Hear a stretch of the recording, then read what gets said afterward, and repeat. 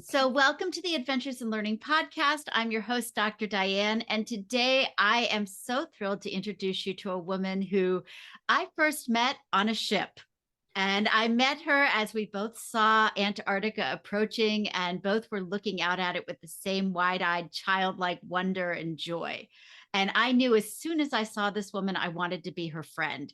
And I am so glad she's able to join us because after I left her on the ship, she went on to have additional amazing adventures. And so we are going to get to talk to Gigi today. So, Gigi Satchell, welcome to the show. Hi, thank you for having me. So, I know when I met you, it was your second attempt at getting to Antarctica. Yes, it Um, was. can you describe a little bit about how you tried to get to Antarctica the first time and what happened? And of course, tell us about yourself as well.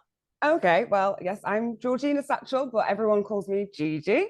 And yes, basically, I was quite well, I'm still disabled, but I was in hospital having pelvic reconstruction surgery and dreaming of something else. And so I wanted to go to Antarctica, and you have to go via Argentina. And it was the height of COVID. So I booked a long trip to go there. And everything went quite swimmingly until I got onto the boat, essentially. It was quite a difficult Drake passage. Do you viewers know about the Drake passage, or do I need to? You know what? We can talk a little bit about the Drake Passage. I think that's definitely worth sharing. Okay, so the Drake Passage is a part of the sea that is the roughest seas in the world. I'm known for being the roughest seas because that part of the earth, the wind just has no way to stop. So it just goes round and round and round and round. And the only way to get to Antarctica on a ship, is you have to get through the Drake Passage. So we entered the Drake Passage on my initial voyage to Antarctica. For 2 days, it was the roughest seas. From my little window in my cabin, what I saw was sea and sky just constantly for Oh, 2 days. talk about a recipe for seasickness. It was very bad. We didn't see some passengers because the journey was so bad. And we got out of the Drake Passage, we got to 61 degrees north south, which is officially Antarctica, technically, like part of the Antarctic convergence. Right. So that's below 60 degrees south. And the seas calmed down, and we went to look for icebergs, and we were 3 hours away from Antarctica landing at the South Shetland Islands. And then we had a meeting, and we were told we had to turn around because one of the passengers had fell during the rough seas and was in a critical situation and needed a hospital, sorry. And the weather was so bad, there was no way to evacuate them. Oh. So we went back into the Drake Passage for 2 more days. Oh. And that was it. That was the end of that trip. That was the end of that voyage. 5 days essentially on the Drake Passage, no Antarctica. So I tried again a month later on the Ocean Victory where I met you. And well, you can say yourself, the Drake Passage was fine. There were passengers who would not agree with us, but yes. It was fine. I assure you, it was fun. Yeah, you got seasick because you just do get seasick. There's no escaping it. But it was lovely, lovely passage, I thought. It was much more Drake Lake than Drake Shake. Definitely. It was a delight. And yes, and somewhere along the way, I'm recording my little vlog, and I saw you and interviewed you and met you, and yeah, I met lots of people, wonderful people on the ship. Well, and that was one of the things I absolutely loved is you were embracing the experience with such joy. And I think for me, that was like speaking to like, because it felt like you were truly there to see the animals, to see that part of the world that you don't get to see, and to embrace it with every bit of who you were. It totally was that. I didn't have any expectations at all. I just knew I wanted to get to Antarctica. I didn't have anything on my checklist like I want to, apart from landing and walking on the continent. That was the main thing. But other than that, I was just open to any wildlife, any people, any of the experience, and just just enjoying it for just, yeah, completely. And I really did. It was magical. It really was. What were the things that maybe surprised you the most? I think, well, actually, the people I think surprised me the most. I'm a massive Star Trek fan, so you should know that. And one of the things about conventions is that you meet all of these people who have the same enthusiasm and passion and joy as you. And I was surprised at how many people still just actually really wanted to. It wasn't, for a lot of people, it wasn't just about the seventh continent. Some people it was, but there were so many who just wanted to see and feel the environment and shared my same passion. And so to meet so many people who were enjoying the lectures and loved that side of it and the learning, yeah, this lifelong learning thing that you have, so many people that have that was the biggest surprise, I think. So yeah. And that was magical, sort of the number of people who were committed to learning about it and then going back and sharing in some way. Yes. And I think that's the big challenge, is figuring out, how do you tell the story? How do you continue to try to help people understand why this is so important? Yes, I mean, I've only been back a week, and even now it's people have asked little questions, and I'm like, oh well, loads of people have no idea about the treaty. They have no idea that there's all these rules in place. And so when I was saying, oh well, we had to stay far away from the penguins, we have to stay and we have to respect, and there's rules and international cooperation, loads of people have no idea about that. And I think that's one of the most magical things about Antarctica, is that it's the only place on Earth that there's peace and international cooperation. Agreed. And I sure hope we can keep it that way. I hope so too. That was one of the challenges as I started learning about the treaty and realizing that countries could literally torpedo this treaty over the next 30 years if they wanted to, for their own selfish aims. It made me realize that as we're talking about the environment and talking about climate change, that's one of the things we have to protect, is this place of peace and science. Definitely. I mean, I think the treaty officially is up for renewal or modification in 2048. So we're getting closer. And I think one of the important things is to make sure that it carries on and it doesn't suddenly get up for grabs, because there are territories in there that are disputed officially, and everyone's agreed at the moment, just, ceasefire and just be cooperative. But if that ever changes, the whole continent's going to be up for grabs, and it's a scary prospect. It's a very scary prospect. One of the things I was realizing, I've been trying to articulate it for myself as I've been writing it and looking back at the pictures and just looking at the vast expanses with no billboards, no advertisements, where the animals and the wildlife do get that priority. You're not getting on top of them. I did not do my belly slide with a penguin. I got it. If there was any one thing that in my preconceived notions, I had imagined I'd be belly sliding with penguins. And as you said, I absolutely respected the rules, because I was like, I don't want to endanger them. You didn't do it by accident, though. You didn't have a fall. No? I thought about doing that, but no, I was a good girl. I did fall quite a lot, with my hips being not the best, and then the boots being not the best was constant. But I mean, the penguins fall a lot too. So they do. No, I was more concerned about making sure my 80-year-old father didn't fall. Oh, sugar, yeah, of course, yes, yes, because he had bad knees. He had bad knees, and then he wound up. He had an accident on the ship, and we were parked, so it wasn't like a Drake passage like yours, but it was, those narrow passages as you're going back and forth. Yeah. He was walking one way, a couple of folks with cameras were coming the other way. They bumped him, and it wasn't an on purpose thing, but because he's on blood thinners, when he hit, the leg just bled a lot. He's fine now. He's fine. He healed. He saw his penguin, so all is well. And he reminded me that, this isn't a cruise. It's an expedition. No. And it is definitely that. I did not think, I knew it was an expedition. I signed up for an expedition, but in my head, I didn't even think about it being a dangerous place anymore. It's like, that was something for the explorers of yore. And I was like, oh, well, they wouldn't let us go if it was dangerous. And, you have to have insurance in case you have an accident, blah, blah, blah. But no, it's like, people do perish every single year. And the more tourists that go, it's obviously increasing, just as anything would. People just are dying and it's dangerous. Right. Well, and it happened the week before we went. I mean, there was the Yes. Viking cruise with the Rogue Wave, and we saw them in Ushuaia. Yes. But there was also evidently a couple of Zodiacs a couple There of weeks was, yes. before. And then there's all the things that probably don't make the international press. Right. It is they're at sea, so there's different international laws, and we're not privy to all of the things that. But the way I look at it is, we also in our real lives, our normal lives, you go out and we go on planes, we go in cars, Exactly. car accidents every day.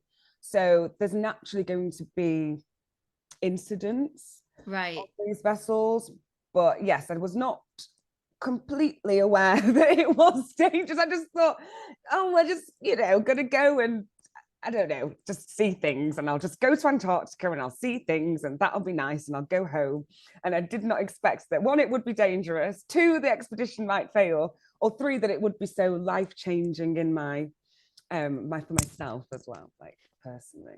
So I have to ask, are you going to apply to work in the post office? I am. I still have to. I keep looking at the updates for different Antarctica jobs, and all of my postcards have arrived safely from Antarctica. I haven't gotten a single one yet. They said 2 weeks or 2 years. I'm evidently on the 2-year mark. Well, what I would say is, though, I sent all of mine to Britain. That's so that's true. the first stop. And they're about 2 weeks ago they got here. So they're probably on their way now to America, I think.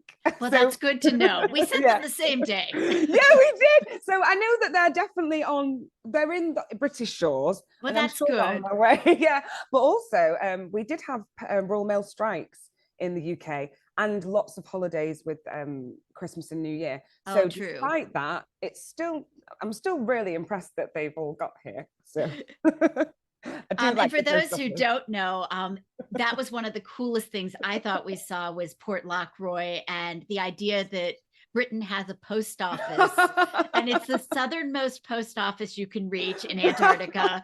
And there were, for me, one of the cool striking things is that there was a pride flag flying outside, and there was a penguin that saluted the pride flag as I was waiting to go in, which I just thought was really adorable and wonderful. Good. I actually did ask them about that, because there's been a move in the UK. So actually my pride flag's over there, and it has black and brown included in it now. And they said, yes, actually, we're trying to get a pride flag that's even more inclusive. I love it. One. And they've actually started something called Polar Pride, because Pride in the UK, I don't know if it's the same in America actually, but in the UK it's in July. So they've done one for the polar for the Antarctica in November, on the polar opposite. Oh, cool. Because nobody's at the station in July. So, fair enough.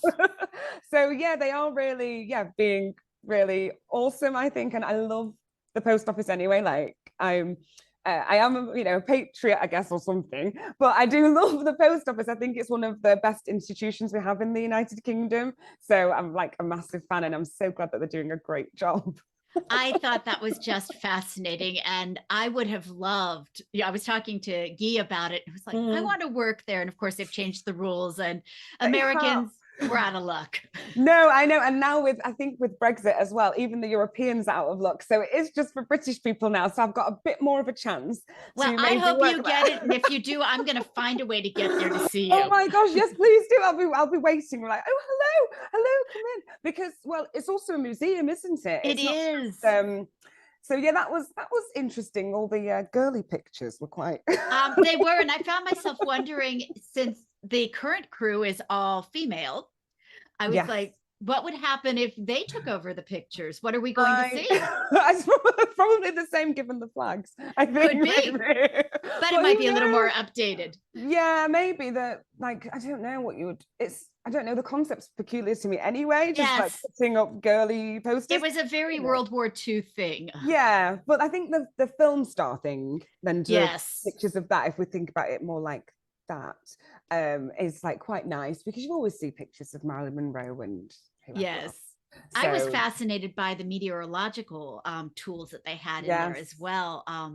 Just looking at what they used in the past versus what we use now, and thinking that they were using weather as a way to help with the war effort in World War Yes, II and yes. beyond. And it was just kind of fascinating to me. All of the things in there were fascinating, actually. The museum, for me, one of the most striking things was all of the food and the branded Yes. food. Because I was like, oh, no, that stuff I know. That is from the UK. And realizing how actually quite spoiled, like they had a lot of luxury for the time, because some of those brands are still top end now in Britain. And like they would cost a lot of money. I'm like, oh, no, they've got like the best stuff there. They were really kitted out with the best equipment, the best food, the best, to give them the most comfort for their 50s that they could have had, I think.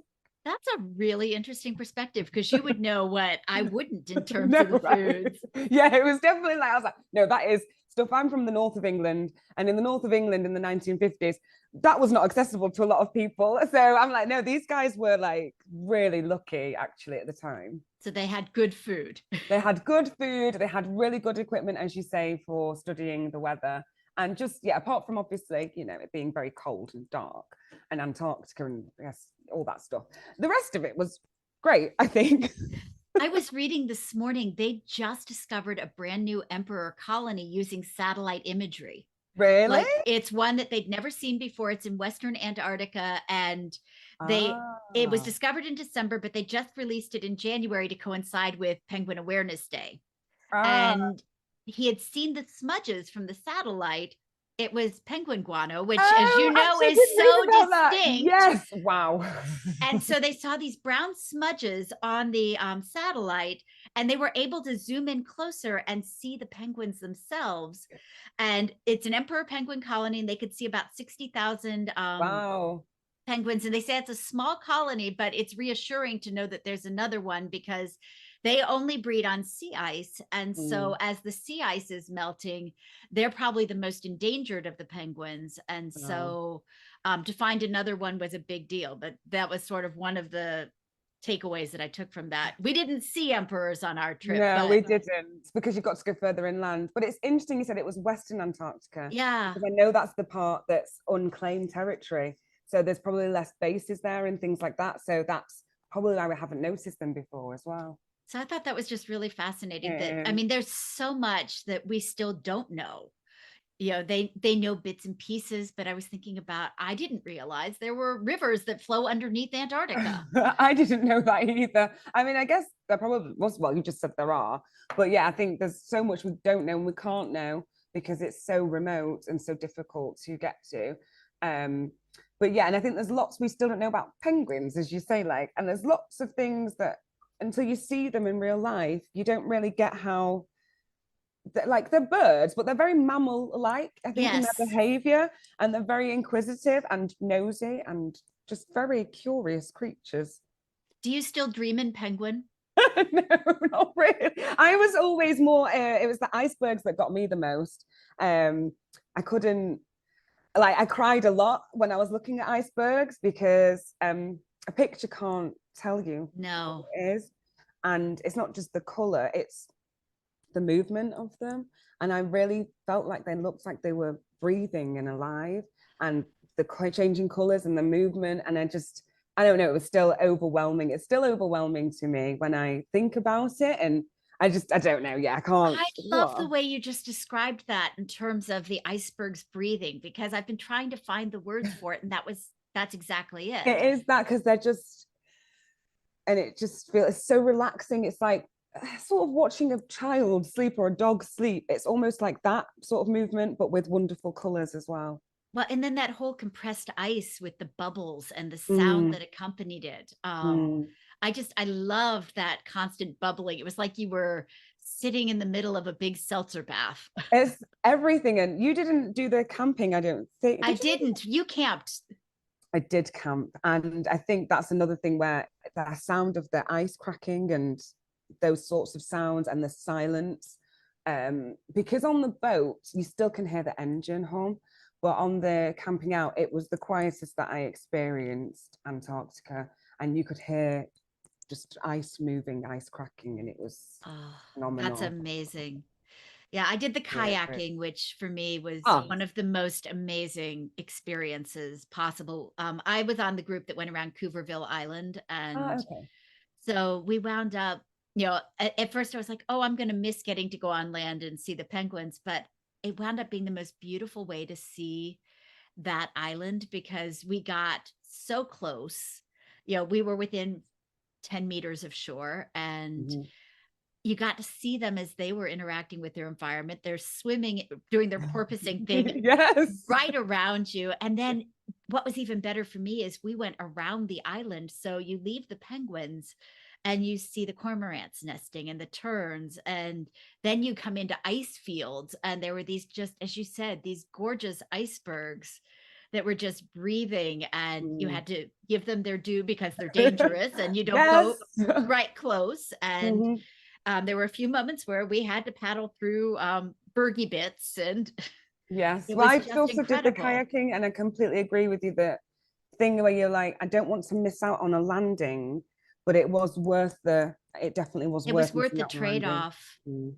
And it was so quiet and just such a different way to see Antarctica and Yes. to realize how clear that water is. Yes, wow. Yeah, because you're in it when you kayak. And I think if anybody does ever go, it's worth spending the extra money if you can to do all the extra activities because yeah, you're in the water and you're so close to the ice, so close to the wildlife.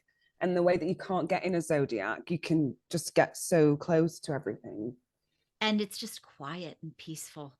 Yes, that was the thing that was for me as well. One of the best things about the hiking and the camping, the silence, because on the Zodiacs, you've got the engine, you've got everyone's cameras clicking, all those things. But when you're on the other experiences, and actually, so my best sleep on the whole trip was when I camped out That's amazing because it was quiet, because it or was quiet because it was permanent sunset, the sun was out, so it must have just been the quiet. As soon as I stopped talking to my friend, right. I literally fell asleep, and just every now and again I'd wake up when I heard some ice cracking or a penguin or something. I'd peek up, I'd look around, and I'd be like, oh, this is beautiful, and then I'd just fall back asleep again, and it was the best sleep I've one of the best I've That's ever had. absolutely amazing. It really was. So I'm going to switch gears for a All right, moment. yeah. I could talk about Antarctica I know forever we with you, could. but I want to know a little bit more about you. Oh. Um, so tell us a little bit about who you are, what you do, how you came to see the world the way you see the world. Well. So at the moment, I've just finished a master's degree in European Studies at UCL. And I also make cakes for television and film and things like that, and also for birthdays. But then I also volunteer with children at a group called Into University here in the UK, where we help primary school and secondary school children just with their homework and confidence and things, and try and get them into university, obviously. And so they're my main activities. But yes, the reason probably why I have this outlook, which I think you think is, yes, is unique, is just because I was really quite severely disabled for quite a long time and sort of stuck in the house a lot. And so being in that situation just made me a lot more appreciative of little things. So, being on the other ship and it turning around and it being horrible, I was still like, okay, but this could be a lot worse. I'm still in Ushuaia and I'm going to make the most of that situation. And it's like, so Ushuaia is a beautiful, beautiful city. So I just did lots of extra tours. I went and flew over the city, did the flight one. And so yes, I think that's probably where my enthusiasm comes from, just from not when you haven't been able to walk for a really long time, it makes you very appreciative of it. And even though there's still things I can't do with my disability, I'm just very appreciative of the little things I can do. So at the moment, I can walk.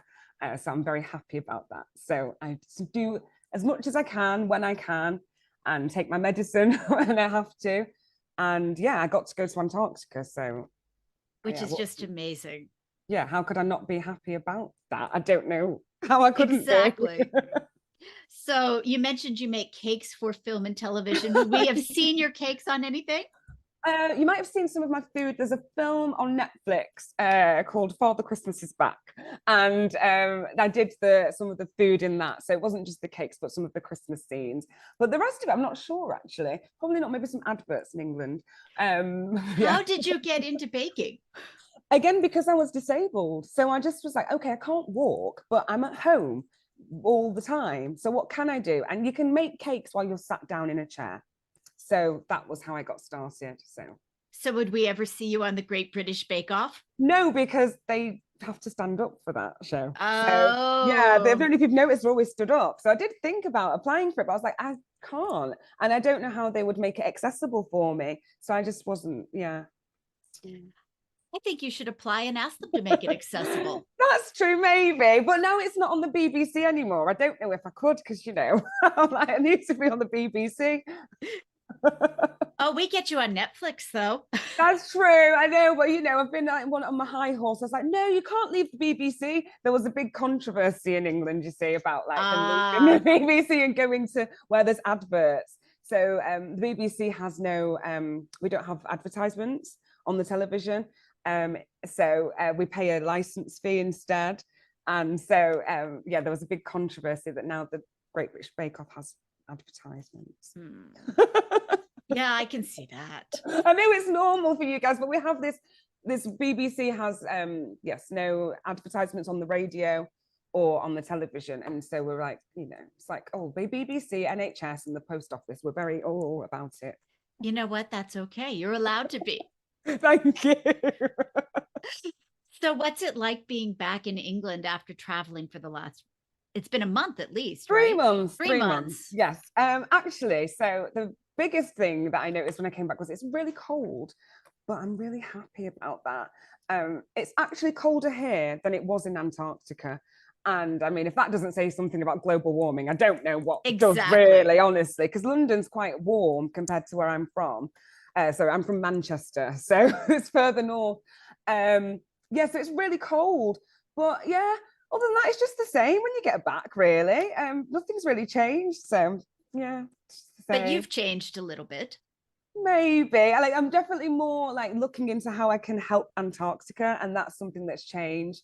I think before I went on the trip, I knew I wanted to go to Antarctica, and I knew one day I might want to work there, but I never thought that maybe my political research would want to maybe go in that direction. Whereas now I'm quite seriously considering like how I can do more research on Antarctica in terms of the politics and the treaty, and just to make sure that the treaty stays in place. And so that's also part of why now I'm quite considering I'm going to apply to work there, because the more time I spend there, the more I can probably inform policy about Antarctica. So no, that makes sense. And that's sort of, for me, I work with teachers and I work with children, and it was kind of that same concept of how can I educate about Antarctica. There was a quote that David Attenborough from the UK came up with that I've taken to heart, that means a lot to me. The idea that if you don't know it, you won't love it and you won't care for it. And so the first step is to help people, I think, know it and develop that empathy and that attachment to it so that they want to protect the policies. So that's sort of the angle that I'm trying to take. And what I do is to help ignite that love affair for people so that they understand how big and beautiful this world is. Yeah, I think because we don't get to really spend that much time with that kind of nature. I think we do, you can go for walks and things, and that's still great and everything. But to see the scale of it, one of the things that did strike me the most as well was when we're on the ship sometimes and just looking at this huge landscape of sort of just vastness of snow, ice, and it's like, wow, it's just unfathomable. And a lot of the time you don't see that sort of unending horizon of the land, so it's hard to picture that how big everything really is and how small we are, and to try and get people engaged in that and not just thinking about their little life but like how their little life affects everyone and how we're all so interconnected. I think, yeah, I don't know how we do that yet, but I hope, like you work with children, and I do hope that that's something a way to do that. And one of the things I'm hoping to do with the children I work with is to hopefully start talking to them about Antarctica more and things like that, and to say to them, like, it is somewhere that they can go in the future as well. It's not unachievable. Well, and I'm a great fan of Doctor Who. I always Yeah. have been. Yes. And one of the things that, they always talk about in time travel is, you're not supposed to talk to your former self. You're not supposed to disrupt something in the past because it can change the future. And I've been thinking a lot about that in terms of where we are right now, because we're somebody's past potentially. And we've got the opportunity, I think, to disrupt it and change what the future could be for these kids. And so by doing the political research you're doing, by doing the educating I'm doing, if each one of us who was on that ship does just even a little bit to disrupt, we might help alter what the future looks like. That is true, because there are more and more ships going, and if each person can come back and talk about it, and then hopefully like the next person will go. And also, like, the thing with the tourism thing, it's a difficult thing to sort of get your head around. Like, is this okay for us to be going here? Should we be doing that?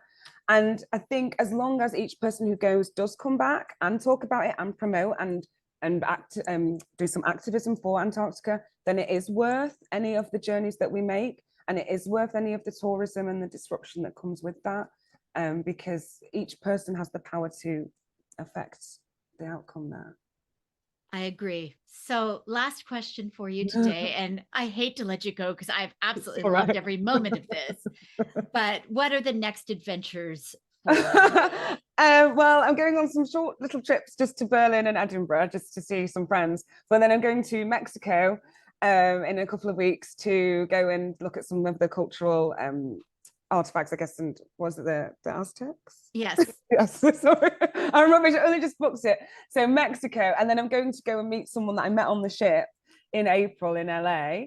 And then after that, it's going to be just more traveling as long as I can. So I am due to have more surgeries to hopefully fix some more of my residual disability things. So while I'm waiting for that, I'm going to try and do as much travel as I can, just in case it goes, a little bit awry. But yeah, just as much as I can. And if people would like to follow your progress, where should they go? They should go to my Instagram, which is Satchellstravels, which I have to spell it because it's my surname, but it's SATCHELL. Travels. Yes, and probably I should change it because no one can spell it. Well, I will make sure I include it in the show notes because I loved traveling vicariously through South America with you after we left. I do feel so. I've still got so much to do. Like, that's my main work now, is at some point I am going to have to go through all the pictures and all the videos, and then one day there will be a vlog, and I have already preliminary seen the interview that I did with you as well, and I'm quite excited when it finally goes online. Oh, I can't wait. I'm so excited. Yeah, I've been using the time. I'm actually working on a book. And so wow. I've been writing about the journey in sort of a combination of poetry and prose and photographs. So I'm excited for it. And next step will be to shop it once I've got it done. But oh, well, please do send it to me when you I do. will. If you need any proofing, I'm a really good quick proofer. So I will make sure I send it to you because I actually am looking for proofers. So it'll come to you next. Yes, perfect. All right. Well, thank you for joining us on the Adventures in Learning podcast. It has been such a delight. And I want you to pop back in and visit from other points in the world as well. Okay, I'll try my best. All right. It's good to see you. So good to Take care. Bye.